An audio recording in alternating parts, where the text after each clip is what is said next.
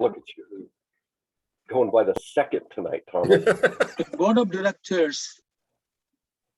of directors of Clackamas Fire District Number 1 is coming to an order. At Clackamas Fire, our slogan is, "We are always here for you." We value our people, the people we serve, and our focus is establishing teams. Team is an acronym for trust, empowerment, accountability, mindset, and service. The regular meeting of the Clackamas Fire District will now come to order at per ORS 192.610 to 192.690. Per ORS 192.650, the meeting is being recorded. The video recording of this meeting will be placed at Clackamas Fire website. Assistant Chief Brian Stewart or Assistant Chief Dieters, are there any changes to the agenda in the absence of Chief Brown? There are no changes, Mr. President. Okay. Approval of the minutes. Does any board member have any comments or changes to share? No. And if there are no changes to the minutes, the minutes from the regular board meeting of February 28, 2022 stand approved as written. Ariel, do we have anybody signed up to provide public comments? We do not. Now, we have a presentation by Battalion Chief Brandon Paxton, Citizens Life Saving Award. Thank you, Mr. President and directors. It's my pleasure to be here tonight to present yet another Citizen Life Saving Award. This is always a great pleasure of ours as the fire district to recognize our citizens who take the time to step up in ways that are more impactful than we can even recognize. But what I'd like to do is read some excerpts from the press release that was written by our PIO, Isaac Hamilton, that really describe the setting that this took place. But before I do that, I'd like to welcome Mr. John Serta. He's down there on the screen. He's the community member who is going to be the deserving recipient of this award and is also a part-time firefighter with the city of Gladstone. So Mr. Serta, welcome. And with that, I'll go ahead and dive right into some of the information about the incident. So in the early morning hours of November 14th, 2021, Clackamas Fire Engine 301 and AMR responded to a call at a local business to report of a 54-year-old man who had been hit and run over by a large forklift. Upon their arrival, they found the patient with severe injuries to his leg, included a life-threatening hemorrhage. Crews rapidly performed an assessment and provided life-saving interventions to package that patient and transport to a level 1 trauma center.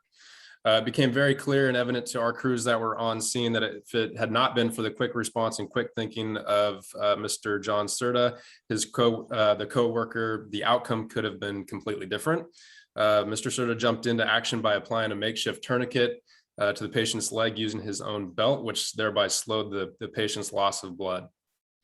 I mentioned it before, but John is also a part-time firefighter with the city of Gladstone and recognized the critical nature of this incident and sprung into action. So with that, it became clear to all of us that read the information from the chart notes from the call, as well as the members who were on scene, that this truly was a Citizen Life-Saving Award, and the outcome certainly could have been much different had it not been for the quick actions of Mr. Serta. So on behalf of Clackamas Fire leadership, Chief Brown, who is not here tonight, and our elected officials who are in front of you, Mr. Serta, thank you so much for taking the steps to save a life. It's an extension of who you are, obviously, and how you serve with the city of Gladstone.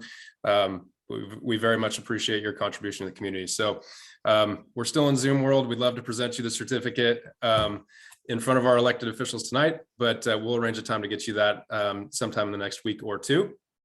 But with that, Mr. President, I'd like to turn it back over to you and extend a great thanks to John Serta. Let's all give a warm round of applause to John. John, thank you. Under the different circumstances, I wish you were in person so we could congratulate, shake your hands, and really show how much we appreciate what you have done. An outstanding job. The next one is the presentation of Resolution 2201. Fire Marshal Sean Orson will now be presenting a proposed Resolution 22-01. Perfect. Well, good evening, everyone. Good seeing everybody. It's been a while. Stand by one moment. Let me share my screen.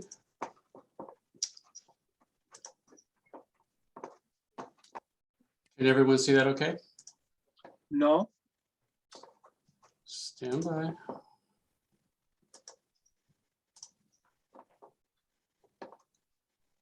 How about now?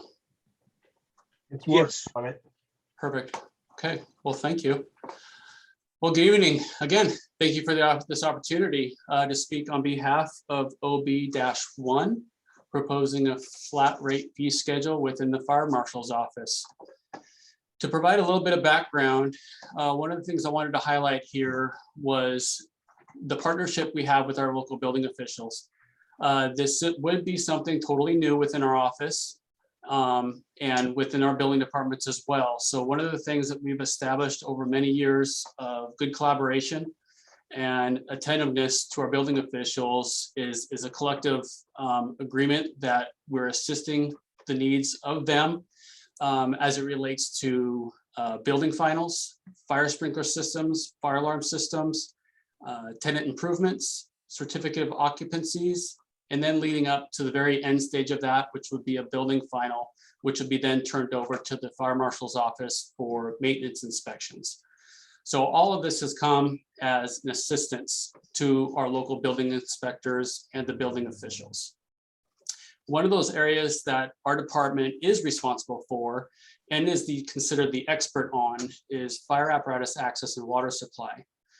This is an area that building officials and designers and architects do rely upon us and to ensure that our operations staff have appropriate access to every commercial property, every single family home, as well as adequate water supply to ensure there's adequate water to suppress a fire if one should occur.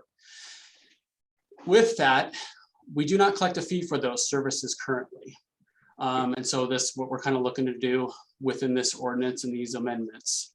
To add to it, we have not established any type of permit which is allowable by the Oregon Fire Code for operational or construction. And I'll go into a little bit more detail here as we get further along. So what I am proposing into the amendments to 1801 is diving in just a little bit, becoming a more stricter enforcement practices to ensure that our inspectors' time, since time is money these days, is not wasted in trying to gain code compliance. And what I've done and what will be a difference from what we've done previous years is we've dropped off one of those site visits and tightened the reins just a little bit so that upon the third site visit or the second re-inspection, we can start establishing fees for compliance. And from there, if we're not able to gain compliance up to 2, 3 to 4 times, it would be a tiered step approach, costing a business a little bit more money each time, just to stress the importance of the life safety aspect of what we do. The other part to that is the construction permit. We would be establishing a fee for service for access and water supply for commercial and residential plan review, which we've done for many years, and then establishing a new procedure and policies for combustible and flammable tanks, extraction and processing, underground fire line review and inspections, as well as rolling into some of the items that I mentioned that we assist to with the building officials, the acceptance testing, the building finals. Those would all be captured into one lump flat payment upon plan submittal for access and water. So the thought with that is throughout that period from beginning phase of a pre-application meeting to the end of a building, once it's turned over to a building final, everything in between is captured at a realistic rate of service for us being able to assist our local building departments. And then just to dive in a little bit on the operational permits, another thing that we would be establishing is totally new is our fireworks, festivals and events, haunted houses, explosives and blasting, and fire safety during construction. So who would this affect? Ultimately, these rates would go on to the developer or the person who owns the land that's looking to develop this property, whether it's commercial or single family. There would be a flat rate fee upfront upon plan review submittal, and they would pay it prior to us looking at it. Just to touch briefly on the single family, this is mainly for our rural community, for single tax lots. Much of our work that we do out in the rural community are single family dwellings. And this is where we're really getting homes provided with residential fire sprinkler systems. Anything over 3,600 square feet is reviewed at for needing water supply. So why are we charging these fees? And this is probably the most important part to this whole aspect of this proposal is we're here to generate a little bit of revenue. This isn't going to outweigh the cost for staffing, but it's really going to assist and help out with our materials and services funds, whether we can take it and help out with IT, fire marshal, gas, vehicle repairs, equipment repairs. That is definitely just the intent for this fee. Currently, we do have a plan review submittal process that has been enacted since August of last year, which we have not been collecting fees for, but that process has been refined. And I think we're at that point now where it's foolproof. I hope to think so. We've been able to sort out the challenges with that and make sure that it's a good resource and providing good customer service to the people who are submitting their plans to this website. There'll be a lot of work with this because I'm going to add to what we've already currently done in each process and procedure we established for each of those applications and each of those permits, if approved. So this has just been kind of a glimpse of what we've currently been doing. And as kind of a forecasting in a 6-month snapshot, we have conducted 19 commercial site plan reviews since September of last year, and we've done 33 residential plan reviews.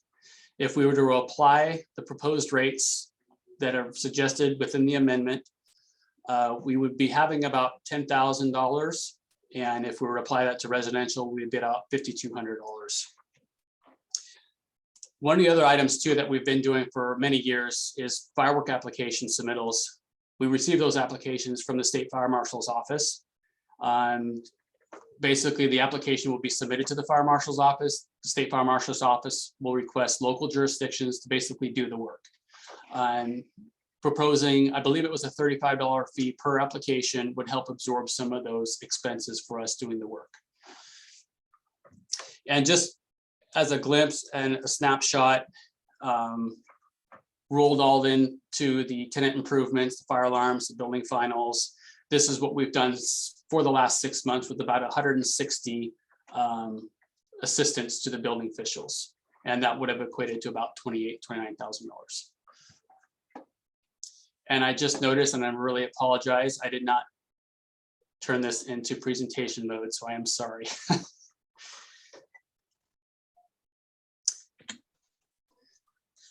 So with this, I've been in very close communication. As of last week, we're in communication with our local building officials because I wanted to let them know this is what we're proposing and to identify any complications with this proposal. There was none foreseen. There was questions, but there was none foreseen. None of the fees that we're proposing would be, they wouldn't be, they'd be in addition to what the building department collects, but the services that we are providing are solely ours, and we are the experts in that service. So as a comparison with Tualatin Valley has been collecting fees for service in the form of permits for some time in a couple of the items that I had mentioned, such as flammable and combustible liquid tanks or festivals and events, but they have not collected fees for apparatus and access and water supply yet. The goal there is to be in lockstep with the fire marshal with Tualatin Valley to make sure that we're on the same page, and currently we are. And right now it's just a matter of who's going first. So we're in good talks with that and making sure that we're maintaining a good partnership with our local building officials in Washington and Clackamas County. I did a comparison with City of Gresham, but the City of Gresham is different because they're city funded, not a district. And so they do have fees for all these services that we're proposing this evening. That is a summary of what we're proposing. Do you guys have any questions? Any board members have any questions or comments? Chris? Can you remove the sharing screen area? Thank you. Welcome. Sean, mine is sort of a little off the wall, but I was looking at the resolution and it's on the third paragraph. It talks about ORS 478-310, and it authorized the district to recover its reasonable actual expenses to responses in unprotected areas. Is this fee applied to unprotected, or I guess unprotected areas outside the fire district, or is this the entire fire district? I guess I don't understand really why that section's in there. My understanding with that section is just granting us the ability to be able to establish a fee for service. Unprotected, I believe we only have just a small portion of our fire district that is not protected. I think it's maybe 5 or 6 homes. I apologize if I'm getting that inaccurate. But this would be applied for the entire fire district. And I believe my understanding that's what that section references. So I guess, would it be because the county or the fire marshals, the state fire marshal's office asks us to sometimes do a review for an area that's maybe outside of our district, but needs this sort of a review? No, a lot of this, since we are delegates of the state fire marshal's office, it's our responsibility to do that review. Nothing really comes down from the state fire marshal unless it's a state licensed facility or fireworks. But as it relates to fire plan review or engineering job duties, is solely our responsibility as a local jurisdiction to be able to review those and approve them. Okay, thank you. Welcome. Marilyn? Thank you, Thomas. Yeah, I have a number of questions, Sean. What process have you followed in order to seek public input when you're imposing new taxes, essentially new fees on people who do pay us a whole lot of taxes? What kind of outreach have you given to find out, other than to talk to other agencies, but to the public to whom we are, who are going to actually pay this? City of Gresham is not going to pay it. Fire Marshal's office is not going to pay it. So what process have you followed? I have reached out in the past, where this really applies to is the local land developer and or architect or engineer or designer for these projects. And in the past, they have always stated or have been surprised that we don't collect fees for these services, especially as it relates to access and water supply. With the general public, I have not, but those who would be directly affected, such as the designers and the developers, we've had kind of pulled them over the last few years, letting them know or saying that we've discussed this just a bit. There hasn't been anything formal, so I definitely admit that. But as it relates to individuals who would be directly affected, I have no inclinations to think that it's going to come as a surprise to them based on past conversations. I think maybe that's an oversimplification to say it's only going to be paid by developers and commercial properties, because a significant amount of those fees are going to be assessed against nonprofits who are running around doing these little fireworks things. And so those people are going to be directly affected by the subcategory of fees that you're proposing, $180 some for a tent. It wasn't clear to me if there's a separate fee depending on what fireworks they have in that tent, because there seem to be different categories of it.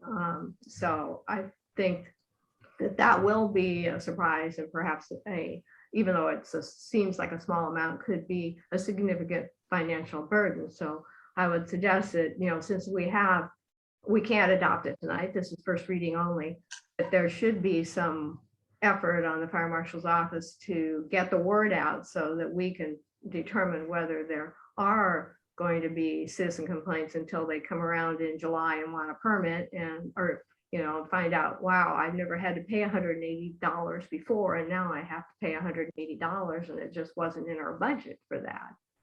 So I think, on our webpage, all it says is that we're considering fees, and there's, so it's not, I don't think it's very forthcoming with the public for them to understand that this could have a direct effect on them.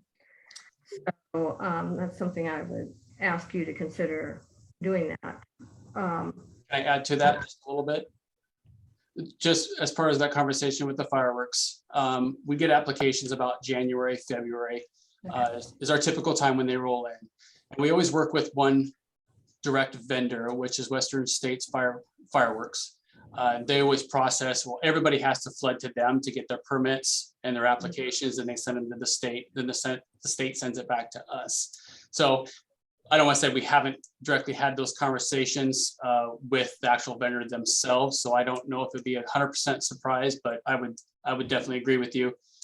Some more education there on that aspect of it is warranted. So we'll get on that for sure. Okay, thank you. Then I was a little confused about something you said. I probably misunderstood it. Do the counties or other overlapping jurisdictions like the cities and stuff currently collect fees for what we do and don't remit it to us? And now people are going to pay twice. The county or the city is going to continue to collect that fee, and we're going to fee them? The cities, whether it's a city jurisdiction or county, are the permit authorities. So whenever somebody submits, like a developer or designer submits for, let's use fire alarm as an example. If they are going to install a fire alarm system and they submit their plans, they will go to the county or the city building official or building department for their permits. They pay their fee for that. And then the permit fee also includes the inspection fees for when they're ready to conduct their acceptance testing. So all that one-time fee covers all of that for the building departments. Now, we've been assisting the building departments through these processes for many years as just a partnership, because they do rely upon us as part of the expert-minded or experts on that subject.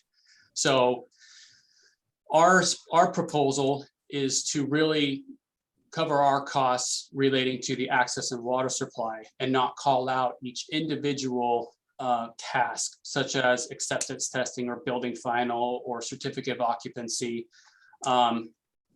reasonably. So I think we have in there right now as a proposal, say, for example, for a commercial property at 540, which would include everything that we're talking about, and somebody wouldn't be hit multiple different times and singled out with multiple different additional fees from us. It would just be a one-time flat rate fee from the plan review portion of it, as far as the pre-application meeting that we attend to everything in between up until the building final. Once the building is final and provided a certificate of occupancy, that's basically, here, fire department, this is your building now, go conduct maintenance inspections in it. So now it's our purview.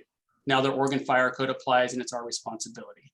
So I didn't want to nitpick fees for every little type of service that we do in partnership with building departments for that particular reason. I thought it was extremely important that we're not sticking it to people with additional fees. Yeah, because it still sounds, after your explanation, as if there's some sort of doubling up here. But I'll leave that to you to sort out. Are you going to need to forecast additional staff to process all this permit? Yeah, not at all. The beauty of jot form is the best thing that's ever come around. So jot form, what we've created already is people will submit their plans to our website. They'll upload their document. Once they hit submit, it goes out directly to the appropriate DFM, and then nobody else in between has to touch it for the plan review. So it's a great system. And so I just, for final clarification on this, there was a mention in your overhead about residential fees. So again, I want to be clear. So are we going to charge the developer and then we're going to charge for the same thing, the residential person?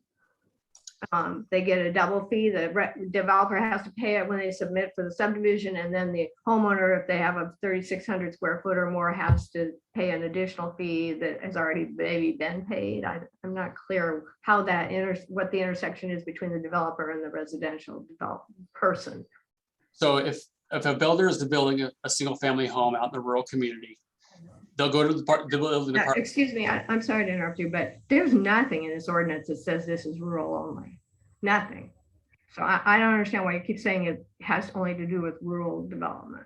I apologize. So if we speak of single family dwellings, we're speaking to like the rural communities on a single tax lot. Those are the lots that we review for access and water. If it relates to multifamily or subdivisions, we roll those into the commercial property development, not just the single family home. So I apologize if I'm butchering that. So Oh, I misunderstood. Sorry. you're okay. You're okay. So what the developer will do is they'll submit their plans to the county building department for the review and for their building permits. When they do that, they will submit a site plan. And because of our partnership with local building officials, the building officials will take that site plan and tell the developer or the builder that they have to receive fire department approval first to ensure that we have our blessings on it and approvals for access and water. So they'll turn that over to us, and that's where, if adopted, where our fees would come in, and the developer would propose that to us, pay the fee, we would do the plan review, sign off on it and kick it back. We're basically the last stop for any developer before they'll be issued building permits. Once we sign off on any commercial or residential and the building department agrees, we agree, we're all on the same page, we send it back and they'll issue their construction permits. Okay. So part of my concern is, of course, we always hear about the horrendous cost of housing. And a lot of the new housing costs are significantly elevated by permits and fees. And I don't want to be adding to that problem, the economical problem, if it can be avoided. And so, I mean, it's not that we're not doing the work, but we will hear from constituents who are going to say, well, what are we paying our thousands of dollars in taxes for if we have to go get permits? So that's just what I'm trying, because that question will come back to me, what we tell them as to justification of why you have additional fees for these types of duties that we clearly do. I mean, there's no question about it. So, okay, thank you. That's all I have, Thomas. Thank you, Marilyn. Appreciate Thank you, Marilyn. Jay? Okay, there it is. Okay, there it is. All right. I got a few questions for you, Sean, and the rest of you guys. First of all, administrative costs. Sean, I appreciate your optimism, but I will tell you, my previous employer ran up against the wall of finding out that it actually cost more in administrative costs than the amount of money that they were able to get from this. And that's why, to a large degree, they abandoned it, because it's not as simple as you think it is. And so I'm just going to throw that out at you, that when people don't write their checks, or they think they wrote their money and now they want their permit and they don't get the permit, and they spend time complaining, and then you spend time researching whether they paid it or not. Next thing you know, your administrative assistant just put 3 hours into a job to prove somebody that they actually didn't pay for their permit. And that's not an uncommon thing to happen. And so when you say that that's going to be easy by jot form, I was like, oh, I've seen that.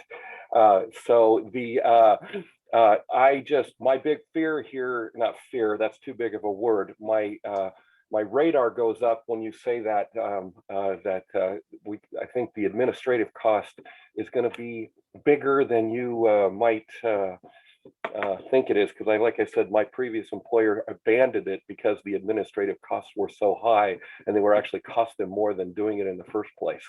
Now, I know technology is different and and everything we're doing, but I just know that that happens. So I just want to throw that warning out to watch that. The other question I have is the money that we built for this. How does that come back into? Does that come directly to the fire marshal fund, or where does the money go? And then how are you going to use that money that you get for the for, that you regain for that, where you get back for that, those services? Well, ultimately, the goal is for this to be put back into the general fund to help with either materials and services. Uh-oh, Oh, there we go.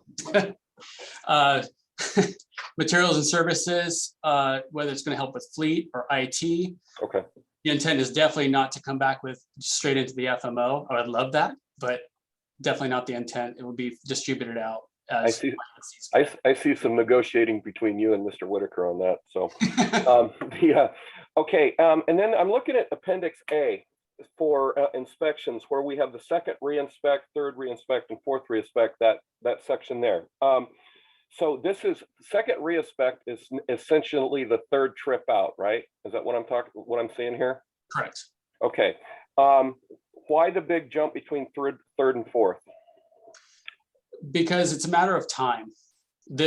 I wanted to try to forecast this just a bit on how many times we do come across as our inspectors are out in the field conducting enforcement of the Oregon Fire Code, and how much a business does require us to come back 3, 4, 5 times. So I really wanted to provide that for you, but the intent with that is we have a fire life safety code to apply. And if a business, depending upon what it is, and the ordinance does allow for us to waive fees as necessary, but the intent here is to gain code compliance to enforce the Oregon Fire Code, ensure life safety is achieved. Okay. So if a business is deciding not to comply, after we've tried every avenue, educate first and then enforcement, and if through enforcement it's not working, then trying to incentivize it just a little bit more to get compliance. So I'm good with that. So this is your regular annual or every 3-year life safety inspections that you do on the businesses in the district, correct?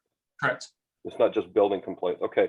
Those are kind of the hammers to get compliance or get somebody's attention that they're not. Now here's the area that concerns me just a skosh. That is, on your second re-inspect, you find more problems than you found on the initial inspection. How does that work? We can only speak to what we found on the initial inspection. Okay. We can't. I know that there's other fire districts around that on their second re-inspects, they find more problems and they don't give them ample time to fix something that they just found out about. So I didn't expect that would be where you were going with this, but No. Okay. Okay. Those were just, I think, let me make sure I got it all. Yeah, I got all my questions. Cool. Okay, thank you. Thanks, Sean. Jim. Thank you, Jay. Oh, thank you, Sean. Oh, Thomas, I had a couple. Thomas is Anybody frozen else up. have any questions, comments, lady update? Pardon me? Hello? I think you froze, Thomas. I had a couple questions. Oh, I'm sorry, I missed it. Okay, Jim. Oh, I concur with Director Wall on just the overall perception of this. It seems to be kind of nickel and diamond, doesn't really add up to be a lot. So, how does that come across to the public, to the businesses, to the cities? A lot of this is done through some of the cities too on the development fees, but where they're already all paying taxes. But on the Appendix A, the operational permits, I guess I could understand $180 fee for a fireworks stand because it's fireworks. Even the haunted houses, it's a plastic hanging down and, lots of crowding people into a small space. But the fee for events and festivals of $180, to me, that one doesn't make sense because it's the community groups that are putting on the festivals. It's the cities that put festivals on. 501c3 groups. We even put events on ourselves when we do safety fairs. So we're going to charge ourselves. And I guess I didn't understand what that one would be for, because at all those events and festivals, we send fire engines and sometimes prevention sets up a booth, you know, so we're participating in an event that we're charging for. So that one didn't make sense to me, but if you could explain that. Sure. The biggest goal with that is just ensure, because right now we don't have anything in place that ensures the Oregon Fire Code is being met for these events and festivals. And it's been a challenge over the last quite a few years to be able to do that. There's a particular business out east that's one concern that holds events all the time, but we're not able to be out there continuously and knowing when those events occur to ensure that the fire code is being met. So the fire code has a very specific section based on events and festivals that it's difficult to enforce when we're working during normal business hours. So if we're able to establish some type of a small based fee structure that we can ensure that we're out there promoting the fire code and ensuring it's being maintained appropriately, that's kind of this intent. And that's really too in line with other jurisdictions as well, and trying to get caught up just a bit with what other fire departments do. So that was kind of my intent. There's that whole section in the operations side, there's still a lot of work to do there as far as the development with procedures and policies for it. So there'll be a lot of things to consider. And one of those being is our own jurisdiction providing events as well. So, but the biggest part to it is ensuring that the fire code is being met. Okay, thanks. Thank you, Jim. Jim, thank you. And Ariel, is Genoa in?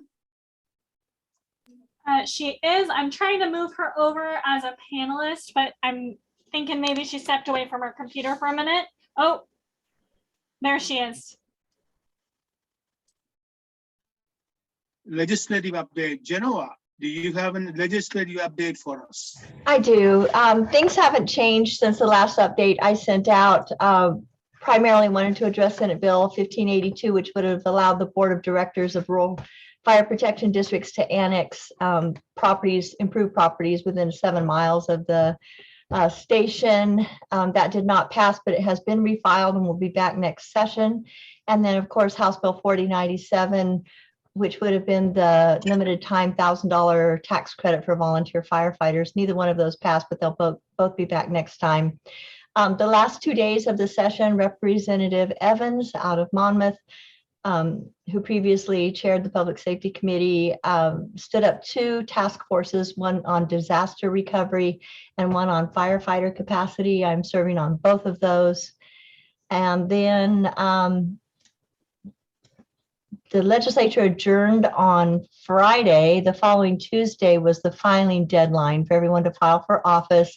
I just finished compiling that today, all of the legislative races. There's a number of open seats this time, so it's going to be really exciting to see how some of that shakes out. I gave you a recap of how I anticipated some of those races will come out, but the open races, there's just a lot of unknowns there. So I am still here, I'm still working, and I'm available to answer questions if needed.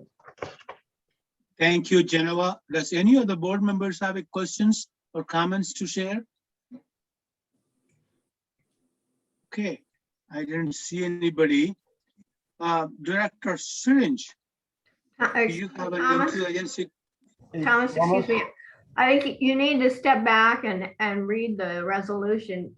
After the presentation given by Sean, we have to actually, you have to read the first, say that this is the first reading of the ordinance. Just this. Oh, thank you, thank you, thank you. I think just title only. Yeah, just read the title. Read what's on the OB one. Okay, this is the first reading of resolution 22-1, resolution amending ordinance 18-01, adding fire marshal's office plan to review fees and establishing flat rate fees for construction and the operation permits. Thank you. Thank you for bringing that attention, Marlon and Jay. And Jim, do you have an update on interagency committee? I know we didn't have an idea, but you attended a Gladstone City Council meeting? Yeah, on March 8th, Chief Brown and I attended via Zoom the Gladstone City Council meeting. One of the items on the agenda at that Gladstone Council meeting was further discussions about Gladstone potentially asking Clackamas for a full contract for service. As we all know, it's been an item that's been discussed back and forth for a number of months now. We had one meeting where we discussed it internally, and it led to this meeting on March 8th, in which the Gladstone Fire Chief and the Gladstone City Administrator presented what you would call a State of the Union of Gladstone Fire Department. They did a presentation talking in a little bit more detail about the difficulties that Gladstone's currently having with their staffing, with maintaining their part-time workers. They presented a lot of figures. They presented a side-by-side chart. Here's the current state of Gladstone and the services they can provide. Here's what it would look like if we potentially did a contract with Clackamas, some comparisons. They even did a presentation where they took the 3-to-1 ratio that we respond on mutual aid in the Gladstone. So we go in there 3 times more than they come into Clackamas. And they did a chart that said, if Clackamas did a cost recovery, here's what it would cost. And that was kind of an eye-opening chart visually for the council members. And ultimately, they had some good discussions. Chief Brown and I were really just there to answer questions. And as the historian, answer any questions about the past. And at the end of the presentation, the council voted 5-1-1. So 5 yes, 1 no, and 1 abstained to direct their chief to work with our chief and our staff to put together and bring to them a full contract for service. So it sounds like the steps now are Chief Brown and our staff are working with their staff. It's the appropriate time. They would then bring that to our interagency committee, Director or President Joseph, myself, and then Gladstone, it sounds like, would have that presented to them at their early April council meeting. Potentially they would vote on it and move it then to us for our consideration. So those are really the steps. The proposal is for staffing the Gladstone station with the 3 firefighter crew, ALS, and all of the other services that we provide. So an all-encompassing contract for service. So not sure the details of it, I haven't even seen it myself, or the amounts, and that would all to be determined. So that's really kind of a synopsis of that meeting and what we should expect at some point soon. Thank you, Jim. Fellow board members and the staff, we recognize and acknowledge Jim's role as a historian. Every meeting that I go to, I learn new things that from the history of the district, and you will hear more about his activities in the months to come. Thank you, Jim, for your hard work and putting your information and your experience to work for us. Also, I want to have a minor correction. We made an error. OB2 board committee liaison report is actually OB3, and board informational update is OB4. Sorry for the mistake. Please correct your records accordingly. Now, information. Any board members have any questions, comments about the Gladstone? Yes, Jay. You're muted. Yeah, not about Gladstone. I've got another report to make, but not about Sure. Gladstone. Oh, sure. Go ahead. Oh, with mine? Yeah. Okay, I didn't know if anybody else wanted to talk about Gladstone first. We had an emergency services foundation meeting a couple of days ago. A couple of things there to report to all y'all. First, the dinner auction has been postponed again to November 12th. So recalibrate your calendars for November 12th. Also, kind of a neat thing, Rachel Trotman is now the virtual assistant for the Emergency Services Foundation. And so I think they're going to make that work, but she's going to be able to stay at home and help out the foundation moving forward a couple of days a month. So that's a good thing. Also helps take some of the pressure off of the D1 staff for her to do that. Also, the foundation is looking to sell some tables. I know that 1159 has stepped up to buy a table. And there's some other things about that. So they are looking, and they're also looking for donations. So anybody's got any donations, Crystal, Don Trotter, of course, I think most of us still have Don's contact information. And then Crystal, this person who runs their auction every year, is also receiving donations as well. And I know that Chief Brown is going to be working with some of the administrative or the some of the staff too on something. I'm not quite sure where he's going with that, but I know that they're working on some donations or buying a table or something like that. So that is really, it was a very short meeting, about 25 minutes, but it was a very productive meeting, I believe. So any questions, I can certainly take those on. Thank you again, Jay. I tell you, on your tired life, I'm so glad you found some time for this. I know how busy we are. I see the Facebook posting all the time, but thank you. Jay, is the other information, the times and that sort of stuff, the same time, location, just the date changed November 12th? Yeah, exactly, Chris. Everything's exactly the same except for the date. Okay, thank you. Division and department reports. Office of the Fire Chief, in his absence, Assistant Chief Steve Dieters will give an update from the Office of the Fire Chief. All right, thank you, Mr. President, members of the board. I'll try to kind of briefly skim over his report, but some of the highlights are Crew 30 and Fuels 31 crew have been reassembled, 8 returning members from last year, and their training started on March 14th, and perhaps Chief Mulick might have a little more to share on that. But also countywide the countywide work continued on the ambulance service plan, revisions to be completed by July, and perhaps Santos might touch on that as well. And then the apprentice program, we received word last week that we did receive the $2 million grant. We have that in our possession. And so we've started work on that program through the training division. Lieutenant Steve Sakaguchi and Rich Stenhouse and Amanda Nealons are kind of heading up that introductory crew to start getting that going. And other than that, I am happy to answer any questions that I might be able to off of the chief's report. Any questions for Steve Dieters? Okay, hearing none. Office of the Strategic Services, Assistant Chief Brian Stewart. Hi, good evening. Thank you. A couple updates for the board this evening. I'll start off with 2 personnel changes in the fleet department. So James Bremer, one of our fleet techs, he's been with us 7 or 8 years, resigned to spend more time with his family. His wife got busier at work, and so he's going to go be a stay-at-home dad, which is fabulous. I love the fact that he and his wife are able to make accommodations to improve their family situation, which is great.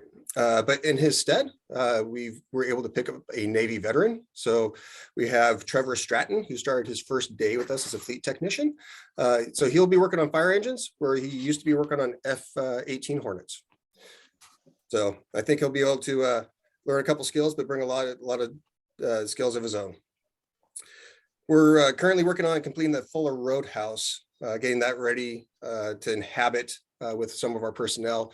And as we started to look at that, the fire chief asked Shelby Hopkins to kind of tackle a analysis and look at our administrative functions and the location of our personnel.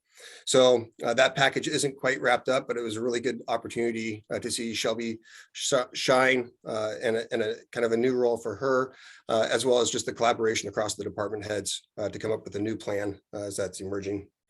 Lastly, just to touch on the IGA piece, Director Searing was absolutely correct. The tentative date to bring something in front of the Gladstone City Council would be April 12th.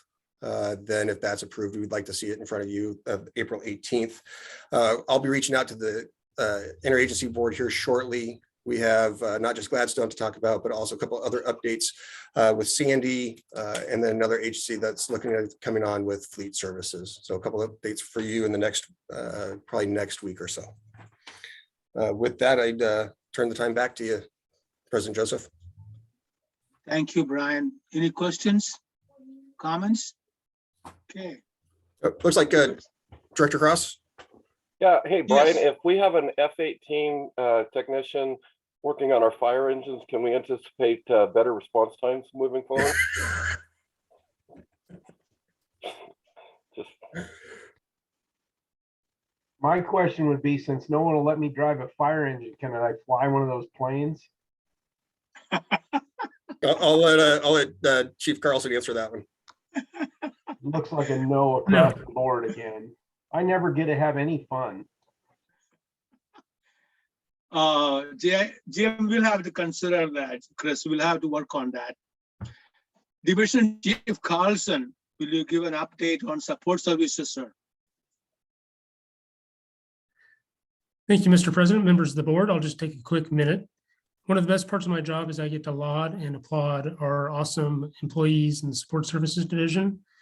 And oftentimes we talk about the same people and the same things, but we have something new tonight. And that's our communications department within the division, which is ran by our apparatus operator, Chuck Harlick. And Ariel, next slide, please. So what we are in the support services division is the fleet department, facilities department, logistics, and like I mentioned, the communications department. Ariel, next slide. So in 2021, we established the first ever Clackamas Fire Communications Department, full-time employee. That person's job is to maintain and manage the public safety radio system, which includes over 300 base, mobile, portable, VHF, and 800 radios. The deliverables of this department is to ensure the reliable, safe, and accurate transmission of mission-critical public safety information by the field end users, which are the firefighters and the paramedics. And of course, the ability to receive the same information back again. There's Chuck working in his brand new office. And Ariel, next slide, please. And of course, our number one mission is public safety radios. And again, there's Chuck.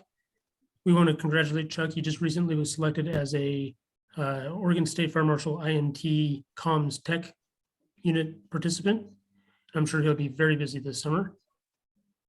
I think one of the hallmarks of Chuck is that I'm now realizing without him, I would have had no spare time on the 800 cutover, because all my time would have been involved in that. I no longer have to pretend to know the technical aspect because Chuck does, takes that stress off of me. He's doing a great job. That's all I've got. Any questions for you? Any questions for Michael Carlson? Okay. Chief, Assistant Chief Leaders. Sorry, Chris. I just, Go ahead, Chris. Michael, how is the C800 system operating? Is everything going okay so far? It is going well. There's a little hiccup, as you can expect in a transformative process, but WACA and the C800 techs are on the spot fixing all the problems. I think we're about 85% fixed. Good, thank you. Knock on wood. Thank you. Steve Leaders, do you have any more updates? As well?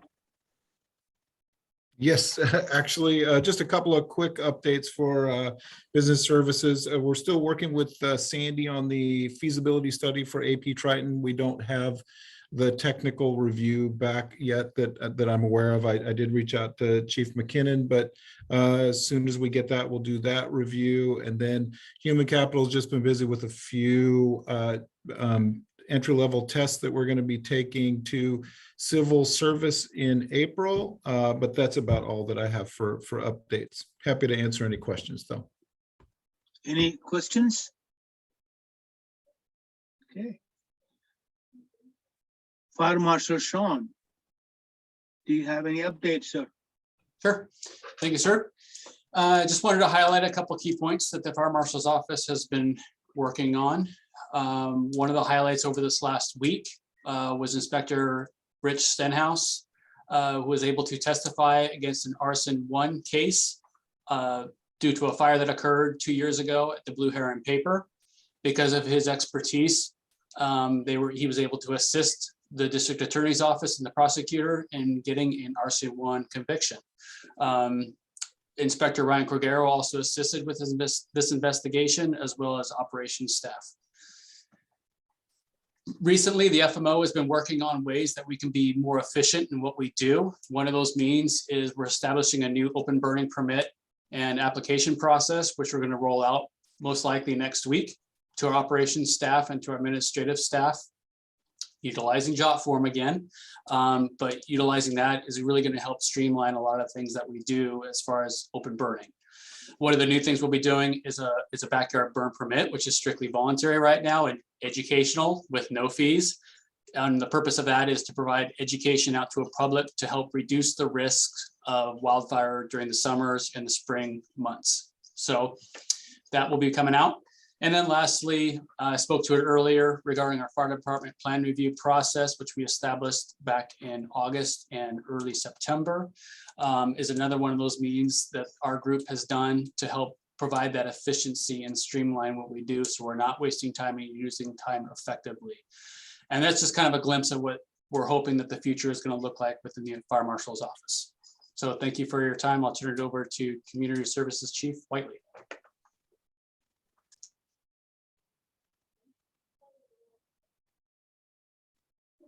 Who are you turning over to?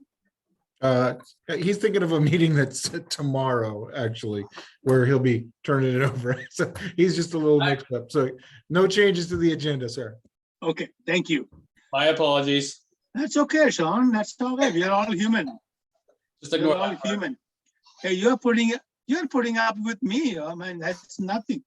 I have never had to speak so much at these. I apologize, everyone. That's okay. CFO, Mr. Whitaker, please give the financial update. Sure. Good evening, everybody. Just a couple quick things. First, the monthly financial report is included in the board packet, starting on page 24. No major updates there. The one thing I'd draw your attention to would be on page 26. It does provide a breakdown of our spending so far this year by those object categories. As you recall from the last meeting, which unfortunately I was unable to attend with the auditor, we expended our appropriation authority in the emergency services category. So I did just want to make clear that we are tracking expenditures by those categories. We predictably are trending a little high in emergency services. That's where operational replacement and most of our overtime lives. And so, that'll be something we'll consider in hopefully the final supplemental budget that we put forward in May or June. And then my other update would be just speaking to the budget. So we have tentatively scheduled the first budget committee meeting for May 10th. And so that'll be the first meeting where the chief delivers the budget message, and we hear public comment and an introduction to the budget. So I will have the proposed budget binders to each of you on the board by no later than May 3rd. So you have at least a week to review prior to that first meeting. And then lastly, right before the meeting, I think Thomas had mentioned the budget committee. We do have one vacancy that's opening up because Charles Gallia's term expires. We did put out an announcement on our website and on social media to see if there were other members that were other residents of the district that were interested. And so we'll be seeing if we get any replies on that. Although it sounds like Charles is also interested in being appointed to the committee again, and we'll want to make that appointment at our next board meeting. So I will follow up as we hear more on that. And I think that's it for my update tonight, unless there's questions. Chris. Mark, just one question. I see that we're trending at 64, 5, 6% on all the things except debt service. I assume there must be a balloon payment or a payment coming up on debt service that'll bring us in line, because that's at 15.2 right now. Yeah, that's right. All of our principal debt service payments are later in the year. So we just make small interest payments in the fall. And then I think the principal is mostly due in May and June. So you'll see all those dollars will go out exactly to the budget total. Those payments are entirely predictable. So we'll spend the full 2 million plus on that by the end of the year. Okay, thank you. Anybody else have any questions? Yeah, Yeah, Thomas J. Thomas, this is mainly a question for you. May 10th, that budget committee meeting that Mark just alluded to, is that going to be our typical 5 o'clock PM meeting? And is that going to be live or via Zoom? well, I hope, my thinking is, as I have been talking to people, April, even our board meeting in April, I'm requesting make it in person. Does anybody have any objection to that? Now the subject came up. Merlin, Jay, Jim, any thoughts? No, we Sunrise Water is going to have an in-person meeting coming this Wednesday, Thomas. Okay, The restrictions are off and I'm tired of staring into a TV and playing Hollywood Squares. I agree. Okay, so there you go, Jay. We are Thank you, guys. starting an April board meeting. We are hoping to go live in person. Okay. Office of the Emergency Services, Chief Santos and Chief Milik. Good evening, everybody. I got 2 bullets for you. We're prepping a new job description for community paramedic in preparation for Amy Jo's retirement at the end of the year. Her current position was a pilot program and turned into an extended temporary assignment, if you will. And so now we're writing a permanent job description, and we're hoping to take it to civil service in April. And we hope to fill that position in October with that partially through grant funds through the Clackamas County Blueprint grant of $75,000. And then we will have that employee for 2 months to mentor with Amy Jo prior to her departure. We're also updating the single role paramedic job description to take to civil service in April as well.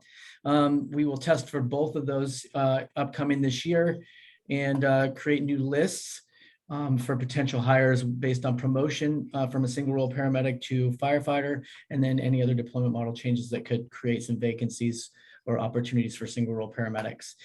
And then lastly, in the theme of being back in person, multi-agency training or MAT training is back this last week and this week.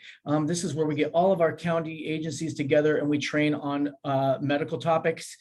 This go around, Captain Verkest and the team have worked really hard to put together a good training scenario. They're doing delayed sequence intubation. They're doing medication administration, salad airway, which is a difficult airway technique, and medical directors roundtables. So it's nice to have everybody back in person together, working together as a team, training together as a team, which hopefully, results in outcomes out to our citizens. That's what I have for tonight. I'm happy to answer any questions. Questions for Chief Santos? Chris?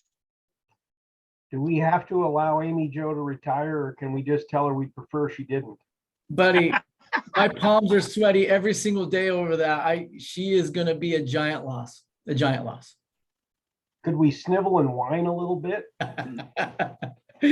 Believe me, I do that a lot. Maybe it would help if you did. I'm good at it. Yeah. Thank you, Chris. Thank you, Josh. Chief Milik, could you give an update on the operation, sir? Absolutely. Good evening, everybody. Chief Dieters made just quick mention on Crew 30. They did start last Monday. Chief Olson was involved in their training, and he was able to recruit a pretty high caliber crew boss that has a lot of experience in the wildland world, and so that's super exciting. A lot of interest in the crew this year, and we just a reminder, we have Crew 30 and Fuels Crew 31. So our crew size, our overall increase of 5 people. So we'll have Fuels 31 will work in district, and be able to help us out when Crew 30 is out on assignment.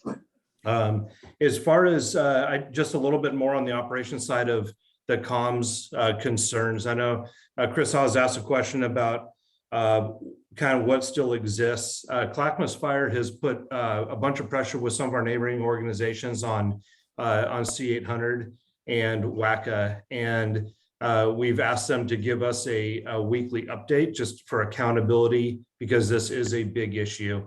The two big issues are garbled messaging and transmissions being dropped off. Like Chief Carlson said, Chuck Carlick has been instrumental in gathering information and pushing it forward to the point that we have every user in Clackamas and Washington County right now, including police and fire, submits all of their radio comm issues via our jot form, and it goes to Chuck, who pushes it to C800 and to WACA. And so we've had tremendous improvements in our radio communications since January 11th, and in fact, in about the last 14 days. So that definitely affects operations, and thanks to Chief Carlson for heading that up out of his office. I'll just leave it as I always like to hit how good our crews are doing and the work that is going on out there. On March 8th, Chief Cordy responded as a BC 301 to a residential fire on Church Road in Boring. As 1:16 in the afternoon, it was a report of a garage fire that was extending into the house. Engine 314, Lieutenant Schmidt, AO Don Ireland, and firefighter Jessica Johns, they arrived, gave a brief initial report, deployed 2 hose lines, and started to get a knock on the fire when an explosion happened inside the garage. Must have been like a fuel can. Engine 371 from Sandy assisted with fire attack, shared tank water. Gresham engine 76 was search and rescue, and squad 319 did vertical ventilation. Water tender 371, which was driven by a volunteer out of Sandy Fire, arrived and was able to do a nurse operation. And the fire was pretty much knocked out with 2 tanks of water. Only a 10-second delay without water on the initial knock. So just an outstanding job. By the time I got there, the crews were already leaving, and the FMO was there doing the investigation, getting board up companies going. So the operation is still going very well. Super proud of our people, super proud of our BCs and our partners to come in there and have a fire with 3 different agencies that went as well as that did. So it's becoming par for the course. I'm super proud to have these people, have our crews out there doing the work that they're doing. So that's my report. If you have any questions, I'd love to answer them for you. Jim? Hey, Dan, thanks for that good report. I just had a comment and something I was going to ask about in regards to the net mutual aid report we put together every month. Gladstone and Canby continue to be the ones that are extremely off. Gladstone may resolve itself because if we potentially have a partnership with them, so that's okay. But with Canby, almost 200 times we went there more than they came here in the last 12 months based on the chart, and the year before that too. And what I was going to ask is, at the Gladstone Council meeting, their chief and their city administrator had an excellent presentation to their council about how much we should be charging them because of that imbalance. I give them a lot of credit for doing that. Is it possible to share that with yourself and Chief Brown and our group, and at some point bring that information to us and perhaps focus on Canby, because it's been this way. Director Wald, I remember years ago, wore Canby's fire department. And I would rather, based on the schedule that Gladstone came, I would rather than charge the ladies auxiliary group $180 to put on the Easter egg hunt event, I would rather charge Canby $1,400 for every call, so we could generate a couple $100 a year instead of $180 here and there. So I just think it's gone on long enough. It's time to maybe address it. And Gladstone did an awesome job. And when you look at this chart, I also noticed Estacada, we never ever go there. So whatever they're doing out there, hey, I give them a lot of credit. They're doing it on their own and they're doing a good job. But I just thought I would say that, and perhaps maybe it's time with that good information that Gladstone has for you to, and your group to come with more information in the future meeting when it's appropriate. Absolutely, Jim. And if the time's appropriate, I'd love to give just kind of a brief explanation of what we've done so far. If the can be imbalance is a real thing. The majority of the calls that we go to Canby because of their run cards, they ask for an additional unit, and most of the time we're getting canceled on that. Or we head out the door and they become available. So their run cards are set up to dispatch us, which does raise that number up a lot. We have, the fire chief and I, as well as the Tualatin Valley Fire Chief and his operations staff, have talked with Canby about the use of mutual aid, and it actually has improved as far as the number of times that we drive into their city. One of the interesting things that's a dynamic that throws our imbalance off around our fire district is the border. If you affect time change with CAD on one part of our border, it affects the entire border. So if we have a time delay set up with the mutual aid from Gresham Fire, that falls into effect with Canby and Malala and Estacada. And so if those adjustments you make, they affect everybody. So one of the reasons that Canby doesn't get drawn into our department that often on the routine calls is because of the delay that we have set up with our mutual aid, not to abuse the mutual aid response. So that's one of the things. You take off those layers and there's still an imbalance. I totally understand that. And you are 100% right on Estacada. I can count on one hand the number of times that we've gone into their city that I'm aware of since July. So it's very interesting. I'd love to dive into that and provide further information on what the actuals really are. But that's just kind of a brief summary of why the graph showed just a tad bit of imbalance. Okay, thanks. You betcha. Thank you. Anybody else? Okay, seeing none. Professional firefighters of Clackamas County, 1159 Shop Steward, Andrew Gordian. Thank you, Mr. President. Members of the board, I just have a few items. We had some members go to Washington, go to Washington, D.C. to politic earlier. They politic for early Medicare buy-in, cancer presumption, and some other items. They had a good conversation with reps about carve-outs for future relief funds, i.e. CARES Act money for special districts, so funds don't get filtered through cities and counties. A lot of productive conversation. We're working at the state level on an additional $8 million federal grant for current and future apprenticeship programs. The D-Shift committee met and has selected a 1 on 2 off, 1 on 4 off schedule. That's the same schedule that Vancouver Fire works. They also made progress on staffing configurations. Our annual local M59 banquet was held last weekend at McMiniman's Edgefield, first time in 2 years. We had over 160 members and spouses attend, and it was great to see everybody's smiling faces. The 2022 1159 Fitness Challenge is underway. Members are participating in a 3-month team and individual fitness competition. And labor and management relationships continuing to improve through open communication on both sides. And that's all I have if anybody has any questions. Any questions or comments? Thank you, Andrew. Thank you. That's good information. Volunteer Association Interim President Jerry Carney. He's muted and not the video. Ariel, can you reach out to him?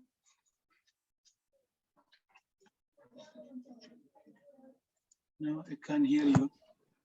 Okay, can you hear me now? Yes. Okay. I can't help the video, but you're probably better off not seeing it.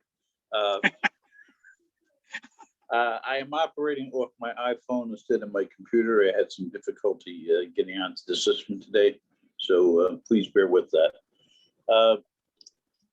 The drills for the month were ICS, wildland fires, forcible entry, and from the medical standpoint, acute coronary syndrome distress.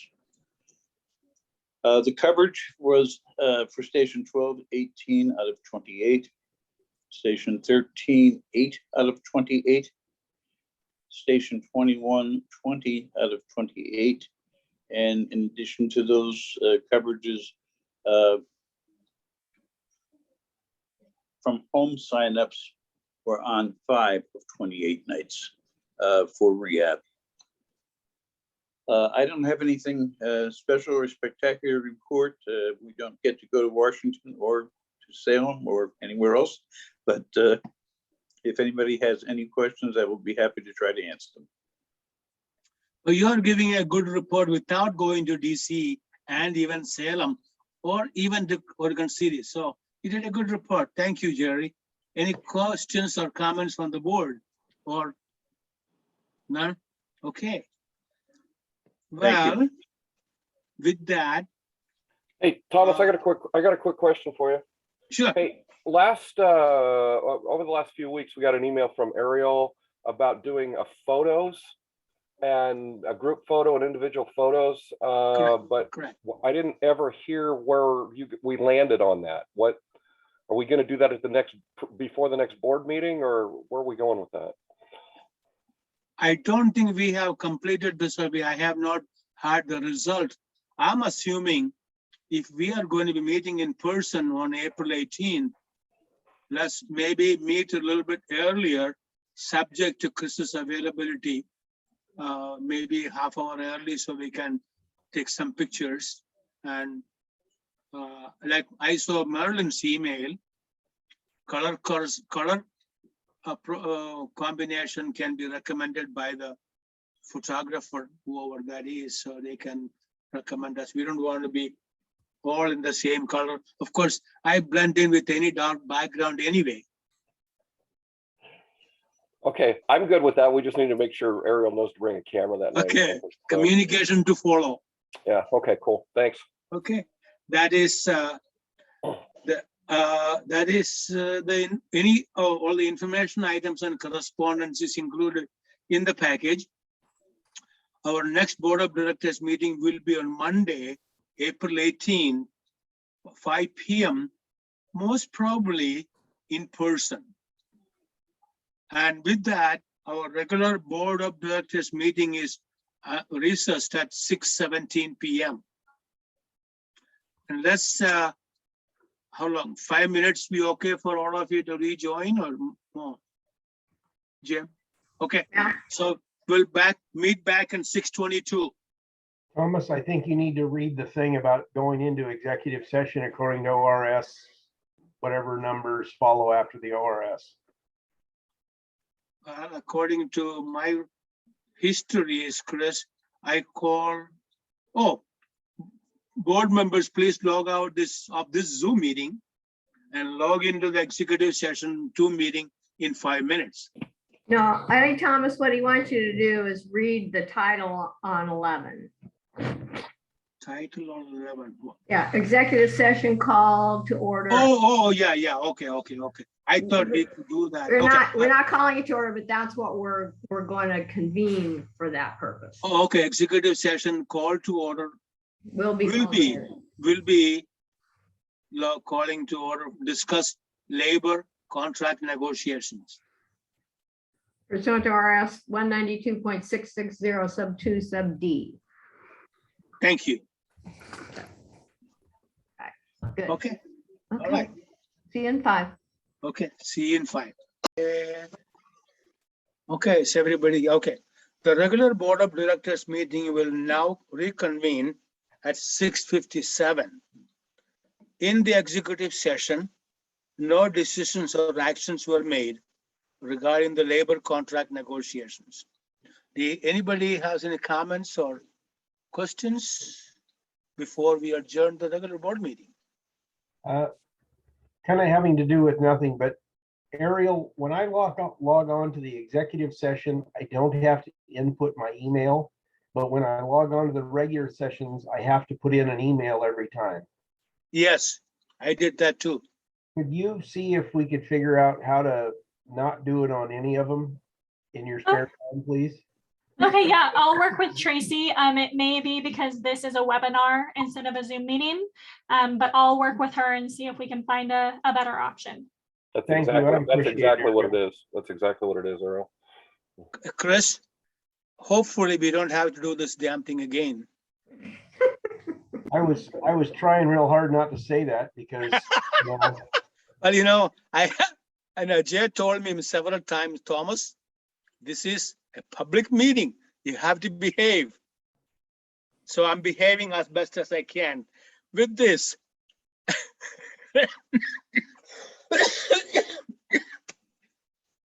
The regular board of directors meeting is Thomas? now.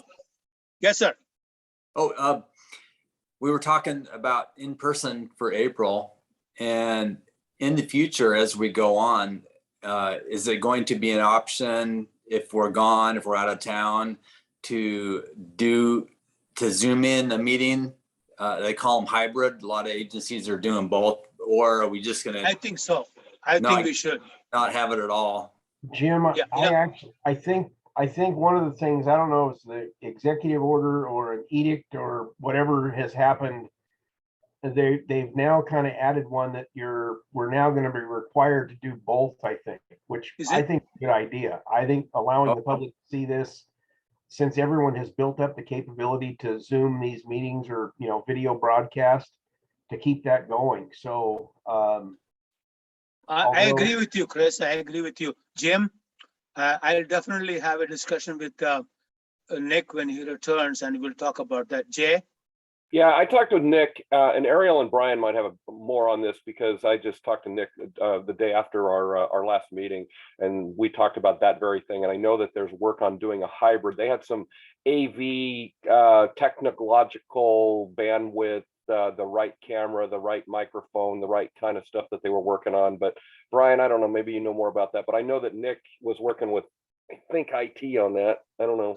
But you know, Chris, one of the only things was, Jay, unlike all Zoom meeting, the hybrid will have some complications, technology needed. Brian, could you throw any light on that?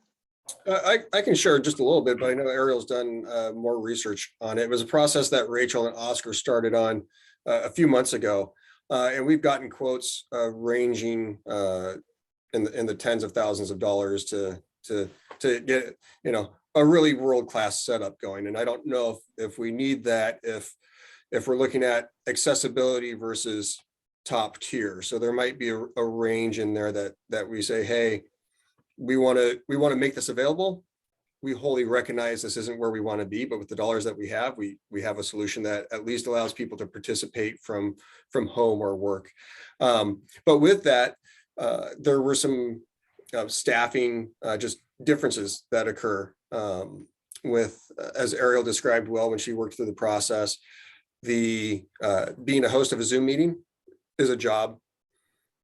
Being staff for you and the fire chief is a job. And so if we go to kind of a hybrid model, she's anticipating that taking, you know, really requiring two people to do what's being done with one now. Not that can't be worked through, but that's one of the considerations that we would have in how to model this moving forward. Brian, what I would suggest is we did a couple of meetings at Sunrise where we were in person, but we had a camera that basically sat in the middle of us, and I can't remember, there's a cute name for it, but it was only $1,000, $1,500. So if you need, let me know, and I'll put you in contact with whoever at Sunrise figured that out. But that's basically what we're planning on using Wednesday, because we're going live and eating dinner before the meeting, because I miss my dinners.